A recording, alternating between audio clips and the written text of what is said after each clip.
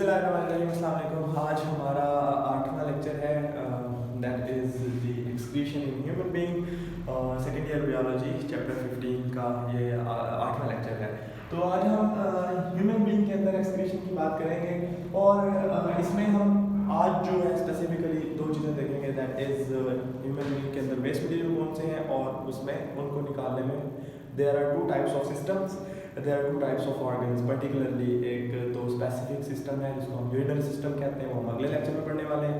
और जो role of liver है, जो लिवर एक दूसरा एक इम्पॉर्टेंट ऑर्गन है जो कि उसको हेल्प आउट करता है यूरिनरी सिस्टम को वेस्ट की एक्सक्रीशन में, तो उसका रोल क्या है उसके बारे में हम डिस्कशन करेंगे। तो नॉर्मल मैकेनिज्म जो है वो क्या है, देखें, जब मैंने एक बात कही थी कि जब भी एक्सक्रीशन पढ़नी है किसी भी उसके ऑर्गेनिज्म के अंदर, उसमें सबसे पहले देखना है कि ये वाले जो ऑर्गेनिज्म है इसमें वेस्ट मटेरियल कौन कौन से हैं। तो अगर आप वेस्ट मटेरियल की बात करें तो principal waste material in human body is urea.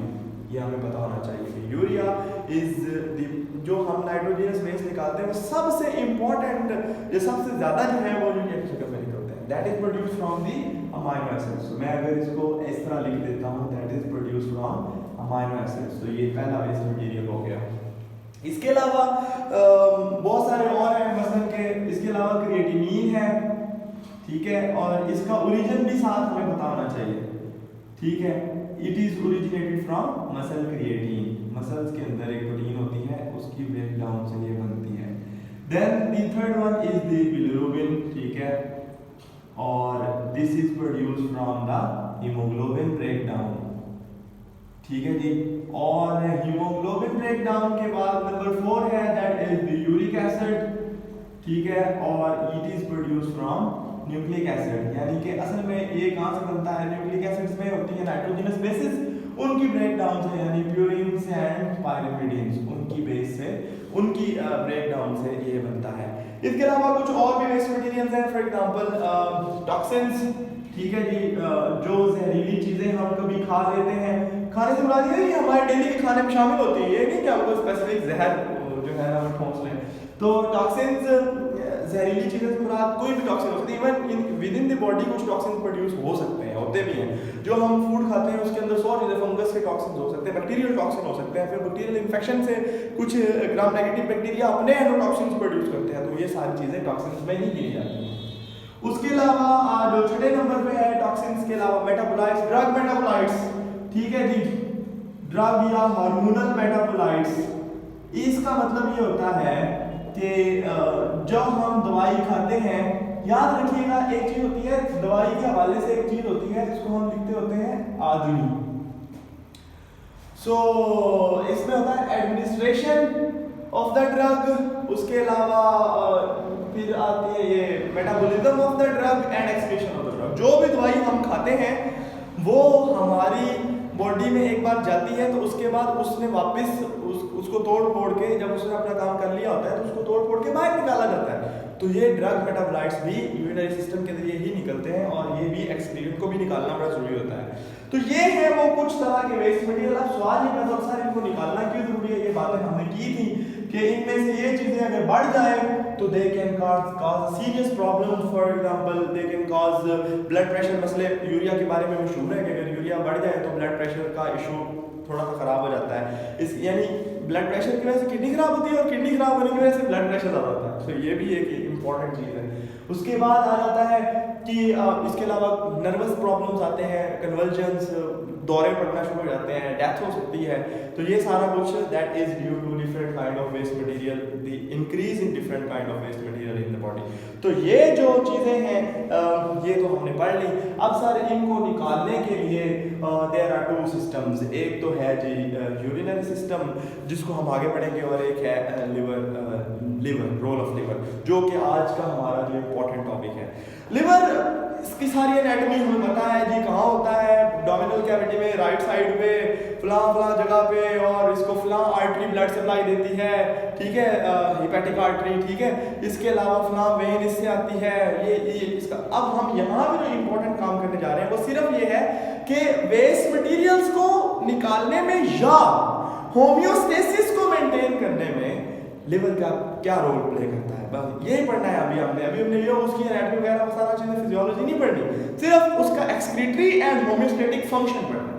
तो अब हम लिवर जो है ना, लिवर सबसे इम्पोर्टेंट बात तो ये है कि जितनी ड्रग्स या दवाइयाँ या पुरानी चीज़ें या डेड टिश्यूज़ नहीं, पुराने सेल्स या कोई भी चीज़ें ऐसी जो इन्फेक्शस प्रॉब्लम है उनको ब्रेक डाउन करने में सबसे इंपॉर्टेंट रोल लिवर का है। इसको हम आमतौर पर जुबान में ये भी कहते हैं कि it is the central metabolic clearing house, central metabolic station.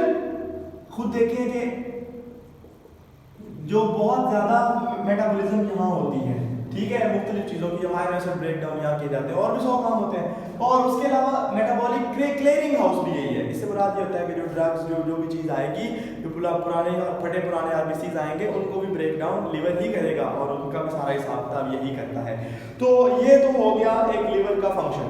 अब आता है कि लिवर किडनी को किस तरह सपोर्ट करता है, यानी एक्सक्रीशन में क्या क्या हेल्प करता है। तो देखिए किडनी में जितने वेस्ट निकालने होते हैं तकरीबन वो सारे बनते लिवर में, सही है। आप देखें तो हम कहते हैं कि it produces different kind of waste material. For example, अच्छा एक इंपॉर्टेंट बात ये है कि नंबर 1 तो ये डिटॉक्सिफिकेशन करता है। ये मैं पॉइंट 1 के तौर पे इस तरह लिख रहा हूँ, डिटॉक्सिफिकेशन। तो हर वो चीज जो टॉक्सिक है, जो जहरीली है, उसको डिटॉक्सिफाई करना। ये इसमें आप लिख सकते हैं जी ड्रग्स, ठीक है, ड्रग की टॉक्सिसिटी भी होती है, ठीक है, टॉक्सिन्स, ठीक है, पॉइजन और टॉक्सिन में थोड़ा सा फर्क होता है, ठीक है। इसके अलावा और 100 चीजें होती हैं जिनको डिटॉक्सिफाई करना लिवर का काम होता है। उसके बाद it produces the waste material, it produces waste materials. अब आप कहेंगे सर ये क्या चीज है, आप खुद सोचें कि अमाइनो एसिड्स की ब्रेकडाउन से जो चीजें बनती हैं वो कौन कौन सी हैं। आपको पता है that is the urea, that can be ammonia and that can be other substances like uric acid वगैरह वगैरह वगैरह वगैरह, ठीक है ना। तो ये जिस भी ऑर्गेनिज्म में ये बनानी हो वो कौन बनाता है, दिस इज ये यूरिया हमारी प्रिंसिपल एक्सक्रीटरी प्रोडक्ट है, ठीक है। तो ये कहाँ बनती है, यूरिया साइकिल में। और यूरिया साइकिल जब मैंने पढ़ाया था तो उसमें मैंने आपको बताया था कि ये उसके अंदर ही यूरिया साइकिल के अंदर ही बनती है, लिवर के अंदर ही, ठीक है।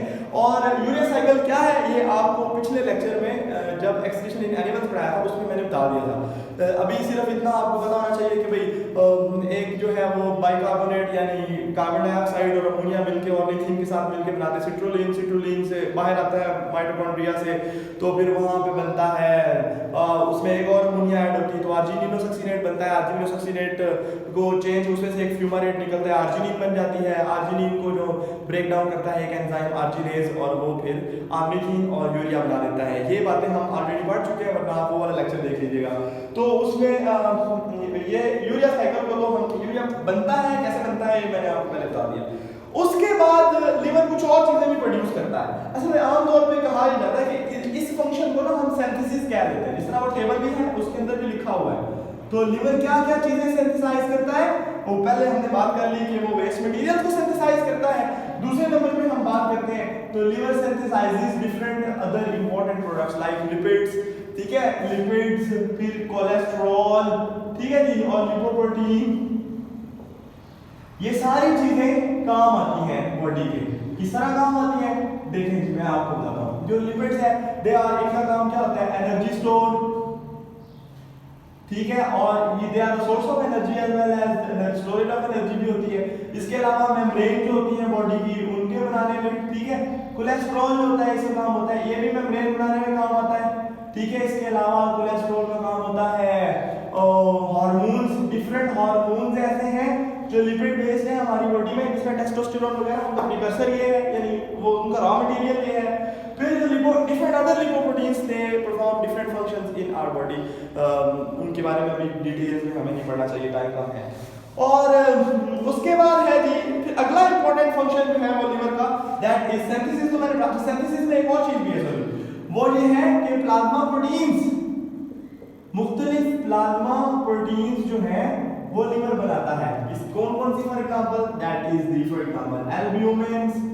और एल्ब्यूमिन का होम्योस्टेटिक फंक्शन क्या है आपको पता है कि वो albumin maintains the blood osmotic pressure. किस तरह, ये हमने पढ़ी हुई है बात के कोलाइडल सॉल्यूशन बना देती है, ब्लड की नालियों के अंदर कोलाइडल सॉल्यूशन बनता है और यानी सोल्यूट होते हैं तो पानी बाहर नहीं जाता खून की नालियों से, तो एडिमा वगैरह के केसेस नहीं होते और ब्लड की वॉल्यूम भी यानी ब्लड सर्कुलेटरी वॉल्यूम भी कम नहीं होती। सही है ना, ये तो हमें पता है एल्ब्यूमिन का। और एक बार मैंने आपको कहा था कि एल्ब्यूमिन अगर लीवर का प्रॉब्लम हो तो भी एडिमा होता है, यानी खून की बंदे के पैर सूज जाते हैं और अगर उसमें उंगली डाले तो निशान बन जाता है उंगली का गड़ा। इसका मतलब क्या होता है कि जो एल्ब्यूमिन है वो कम प्रोड्यूस हो रही है या किडनी से एल्ब्यूमिन निकल ज्यादा रही है, यानी दोनों कंडीशन होती है, यानी लीवर के प्रॉब्लम्स को भी और किडनी के प्रॉब्लम दोनों के अंदर यही मसला आता है कि एल्ब्यूमिन इज प्रोड्यूस लेस और एल्ब्यूमिन इज एक्सक्रीटेड आउट।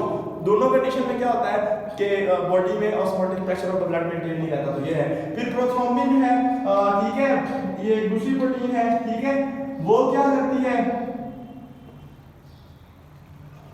ये जो है ये ब्लड क्लॉटिंग में हिस्सा लेती है। इसी तरह फिब्रिनोजन जो है ये भी ब्लड क्लॉटिंग में हिस्सा लेती हैं। ये प्लाज्मा प्रोटीन्स भी लिवर से बनती हैं। इसके अलावा लिवर का होम्योस्टैटिक फंक्शन में और क्या चीजें हो सकती है, दैट इज द स्टोरेज।